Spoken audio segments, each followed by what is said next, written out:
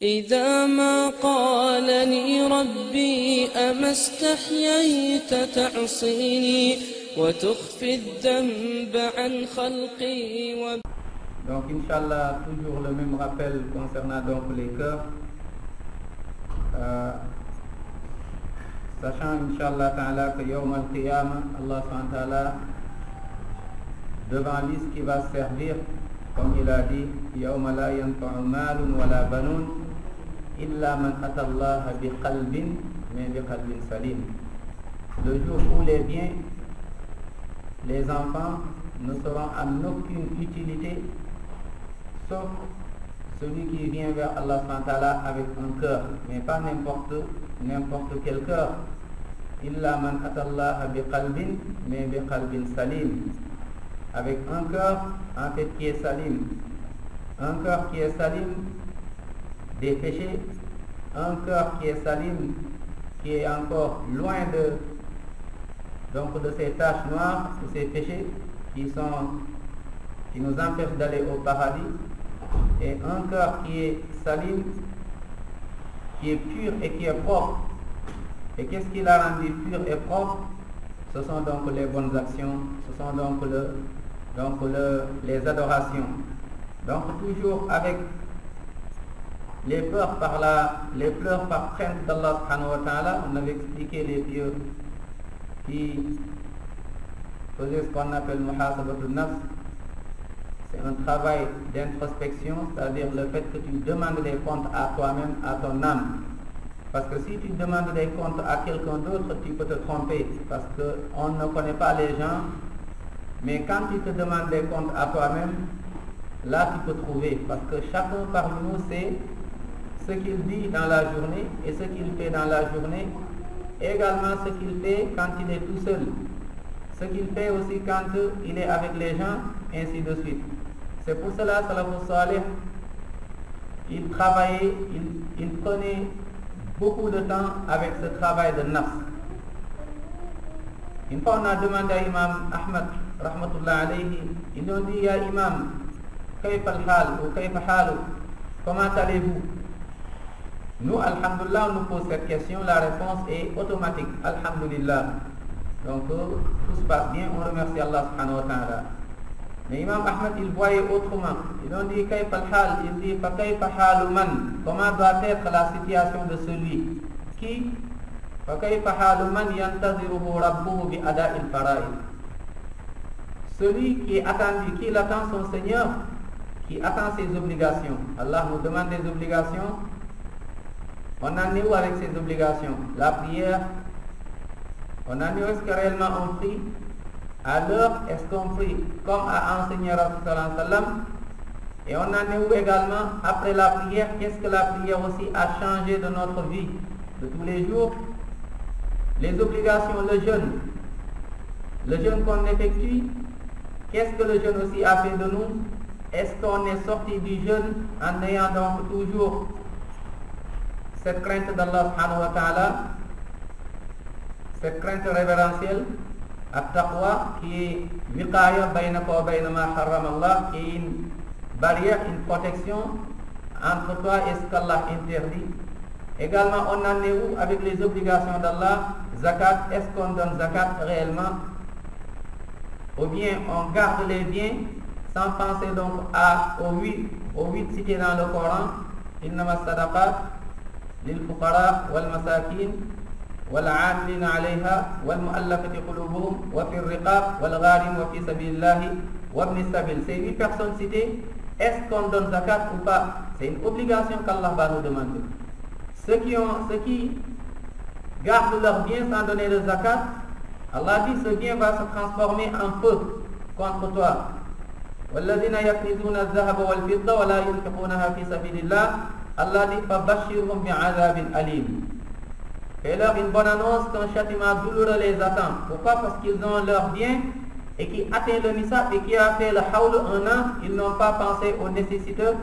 Allah dit: il y a le châtiment douloureux qui les attend. Mais quand يَوْمَ يُحْمَى عَلَيْهَا فِي نَارِ جَهَنَّمَ فَتُقْوَى بِهَا جِبَاهُهُمْ وَجُنُوبُهُمْ وَظُهُورُهُمْ. Allah dit: هَذَا مَا كَنَزْتُمْ لِأَنفُسِكُمْ فَذُوقُوا مَا كُنْتُمْ تَكْنِزُونَ. Allah dit, on va l'utiliser, ça va être comme un fer à repasser. Donc, un feu en enfer, et qu'on va donc passer sur le dos de la personne et sur son corps, celui qui désobéissait, qui ne voulait pas donner az-zakat. Donc, t'en es où avec les obligations d'Allah? Al-Hajj, t'en es où? Hajj qui est une obligation. Combien il y a de gens qui ont la possibilité d'effectuer le Hajj, mais ils préfèrent voyager, faire le tour du monde sans faire le Hajj? T'en es où avec cette obligation? Donc Imam Ahmad dit, فَكَيْفَ حَالُ مَنْ يَنْتَظِرُهُ رَبُّهُ بِأَدَاءِ الْفَرَائِضِ. Comment est l'état, la situation de celui qui est devant les obligations d'Allah subhanahu wa ta'ala? Il dit, فَكَيْفَ حَالُ مَنْ يَنْتَظِرُهُ نَبِيُّهُ بِأَدَاءِ السُّنَّةِ. Comment doit être la situation de celui qui doit accomplir la sunna de son prophète sallallahu alayhi wa sallam, ni rajouter ni diminuer, ni rajouter, commettre la bid'a, ni diminuer de la sunna du prophète sallallahu alayhi wa sallam. Comment doit être cette personne qui doit vérifier ses obligations et qui doit vérifier la sunna de Rasul sallallahu alayhi wa sallam? As-sunna al-qawliya al-fa'liya, la sunna pratique qu'on parle, orale également la sunna qu'on pratique. T'en es où? Combien il y a de sunna qu'on enterre et combien il y a d'innovations qu'on fait vivre et qu'on fait en faire revivre. Donc, t'en es où avec la sunna du prophète sallallahu alayhi wa sallam? Imam Ahmed dit, فَكَيْفَ حَالُ مَنْ يَنْتَظِرُهُ مَلَكُ الْمَوْتِ Subhanallah, liqabdi ruhi. Comment doit être la situation de celui que Malakul Maut cherche pour prendre son âme? Comment il doit vivre cette personne? Qu'est-ce qui doit être sa préoccupation première? Qu'est-ce qui doit être son objectif et son projet dans ce bas monde? Allah l'attend pour les obligations. Rasul sallallahu alayhi wa sallam l'attend pour la sunna. L'ange de la mort l'attend pour prendre son âme. Comment il doit faire? À tout moment l'âme peut partir, à tout moment. On a vu des gens qui ont rendu l'âme en plein sport. Ils sont en train de jouer au foot, en plein terrain, en plein foot, en plein sport, là où ils sont en forme. Malakul Maut est venu récupérer l'âme. On a vu des gens qui ont rendu l'âme en conduisant. On a vu des gens qui ont rendu l'âme en se reposant, c'est parti. Parce qu'Allah dit قُلْ يَتَوَفَّاكُمْ مَلَكُ الْمَوْتِ الَّذِي وُكِّلَ بِكُمْ. Dit Malakul Maut, qui est chargé de prendre l'âme. Et quand il va venir Malakul Maut, comme dit Allah subhanahu wa ta'ala, Malakul Maut, quand il vient avec les anges qui l'accompagnent, subhanallah, les anges qui accompagnent Malakul Maut. Et ces anges vont venir avec une mission. Et t'en es où? Avant que l'âme parte. Avant que cette âme parte, est-ce que tu l'as bien purifié? Parce que l'âme va partir. Et il va aller devant Allah subhanahu wa ta'ala. Mais est-ce que cette âme va profiter? Si c'était une âme mutma'inna falillahi alhamd. Imam Ahmad dit فَكَيْفَ حَالُ مَنْ يَنْتَظِرُهُ مَلَكَانِ فِي قَبْرِهِ. Comment doit être la situation de celui qui est attendu dans la tombe? Les deux anges t'attendent pour te poser des questions. Et ces questions, c'est la réalisation, c'est ta vie. C'est pas ce que tu dis, mais c'est ce que tu vivais. Qui est ton Seigneur? Man Rabbuk. Qui est ton prophète? Man Nabiyuk. C'est quoi ta religion? Wa ma dinuk. Les trois questions qu'on doit vivre sur terre jusqu'à rendre l'âme. Imam Ahmed donc se disait, فَكَيْفَ حَالُ هَذَا الْإِنسَانِ. Comment doit être cette personne? فَكَيْفَ حَالُ. Comment doit être la personne qui est attendue Yawm al-Qiyamah? Subhanallah, pour voir ses œuvres, ses livres, ses bonnes et ses mauvaises, les balances. وَالْوَزْنُ يَوْمَئِذٍ الْحَقِّ. Allah dit Yawm al-Qiyamah, cette balance est vraie, c'est une vérité. فَمَنْ ثَقُلَتْ مَوَازِينُهُ. Qu'Allah nous compte parmi cela celui dont les bonnes actions sont plus lourdes. فَأُولَٰئِكَ هُمُ الْمُفْلِحُونَ. Ce sont les gagnants, les gens qui vont réussir. Allahumma ja'alna min ha'ula. وَمَنْ خَفَّتْ مَوَازِينُهُ. Celui dont les mauvaises actions sont plus lourdes que les bonnes. فَأُولَٰئِكَ الَّذِينَ خَسِرُوا أَنفُسَهُمْ. Ce sont les perdants. Mais pourquoi بِمَا كَانُوا بِآيَاتِنَا? Parce qu'ils ont négligé les versets d'Allah subhanahu wa ta'ala. Donc, comment doit être cette personne? Comment doit vivre cette personne qui est sur terre? Et il y a beaucoup d'obligations, beaucoup de points d'interrogation, il y a beaucoup de questions qui l'attendent. Mais comment doit être la situation de celui qui va traverser le pont qui bouge? Le pont qui bouge, tu dois passer un pont en fait qui bouge. C'est en fonction de tes œuvres que tu vas bouger, que tu vas traverser, que tu vas réussir. En fonction des obligations, les premières, en fonction de la sunna dont on parlait, c'est ça en fait. Si tu veux, c'est ce qui va te pousser vers la réussite. C'est ce qui va être ta lumière. Les gens qui n'ont pas préparé ces questions, Yawm al-Qiyamah vont dire, Unduruna naqtabis min nurikum. Attendez-nous, on va profiter de votre lumière. Et on leur dira, retournez derrière, allez chercher la lumière se cherche ici-bas, fi dunya. Yawm al-Qiyamah, c'est la récompense. Yawm al-Qiyamah, c'est ce que tu avais œuvré.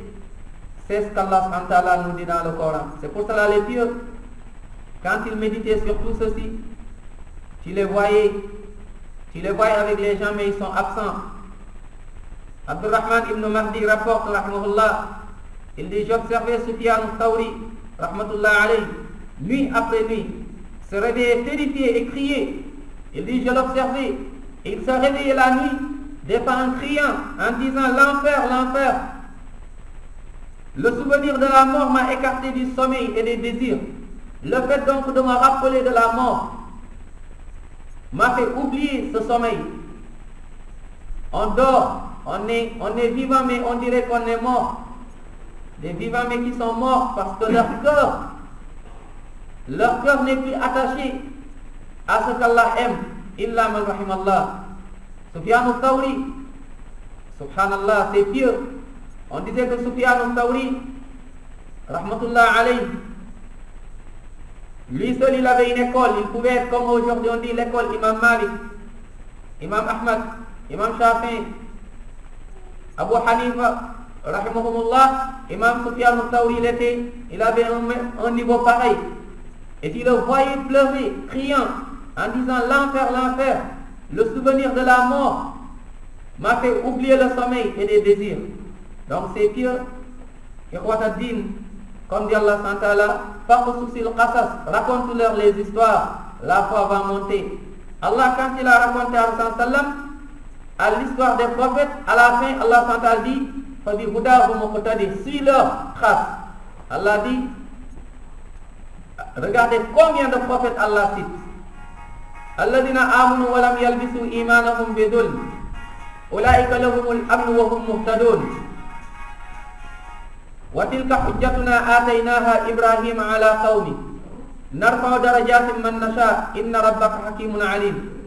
Wa wahabna lahu ishaqa wa yaquba kullan hadayna wa nuhan hadayna min qabl wa min dhurriyyatihi Dawud wa Sulaiman wa Ayyuba wa Yusuf wa Musa wa Harun wa kadhalika najzil muhsinin wa Zakariya wa Yahya wa Isa wa Ilyas kullun min as-salihin wa Ismaila wa Yasa wa Yunus wa Luta kullan faddalna 'ala al-'alamin wa min abaihim wa dhurriyyatihim wa ikhwanihim wajtabaynahum wa hadaynahum ila siratin mustaqim. Dhalika hudallahi yahdi bihi man yasha.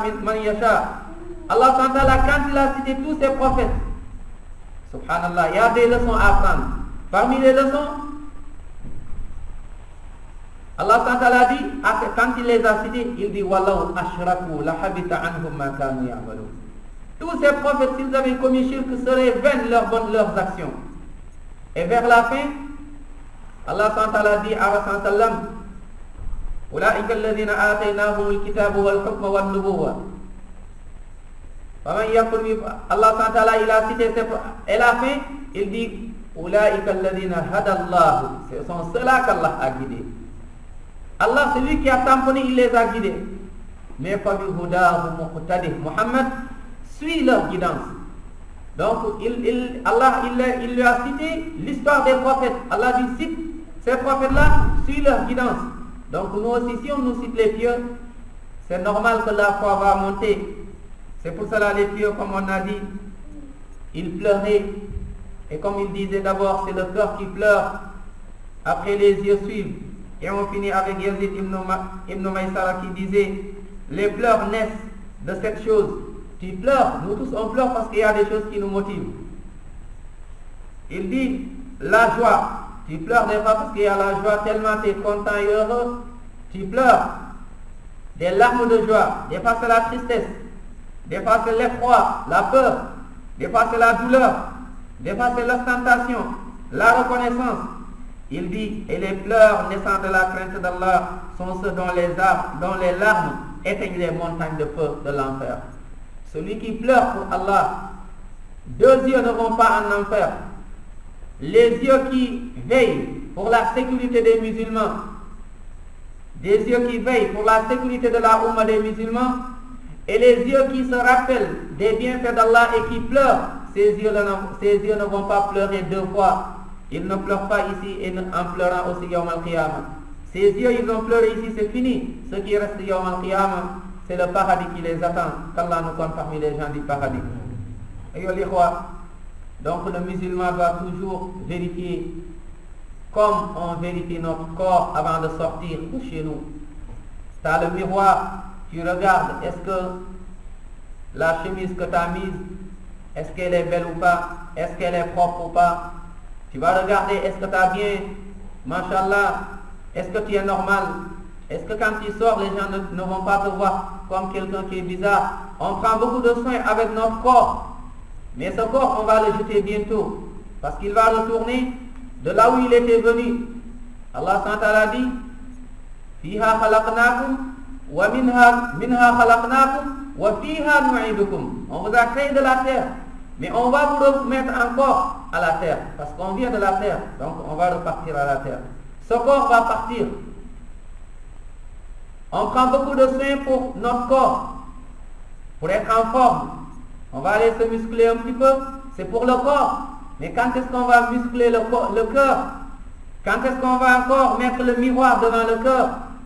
Et le miroir du cœur, c'est le Coran et la Sunna de Rasul sallallahu alayhi wa sallam. C'est en faisant ceci que tu vas voir tes péchés et que tu vas faire tawba bien rapidement avant de mourir. C'est en faisant ceci que tu vas voir donc tes péchés et que tu vas revenir. Mais quand tu oublies ton cœur et tu te préoccupes de ton corps, sache que tu seras perdant, parce que Yawm al-Qiyamah, Yawma la yanfa'u malun wala banun illa man ata Allah bi qalbin salim. Allahumma ij'alna min haula ya Rabb. Allahumma ighfir lana dhunubana. Allahumma asturna fi dunya wal akhirah. Allahumma taqabbal minna siyamana. Allahumma taqabbal minna ibadatina. Allahumma taqabbal minna ruku'ana wa sujudana. Allahumma ij'alna min ibadika as-salihin al-mukhlisin. Allahumma ij'alna min ibadika as-salihin al-mukhlisin. Allahumma ij'alna na'buduka wahdaka ya Rabb wa la nushrika bika shay'a. Allahumma arzuqna hubbak wa hubba man yuhibbuk wa hubba kulli 'amalin yuqarribuna ila hubbik. Allahumma asturna fid dunya wal akhirah. Allahumma asturna fid dunya wal akhirah. Allahumma inna nas'aluka al-jannah wa ma qarraba ilayha min qawlin 'amal, wa na'udhu bika minan nar wa ma qarraba ilayha min qawlin 'amal. Allahumma arina al-haqqa haqqan warzuqna ittiba'ah wa arina al-batila batilan warzuqna ijtinabah.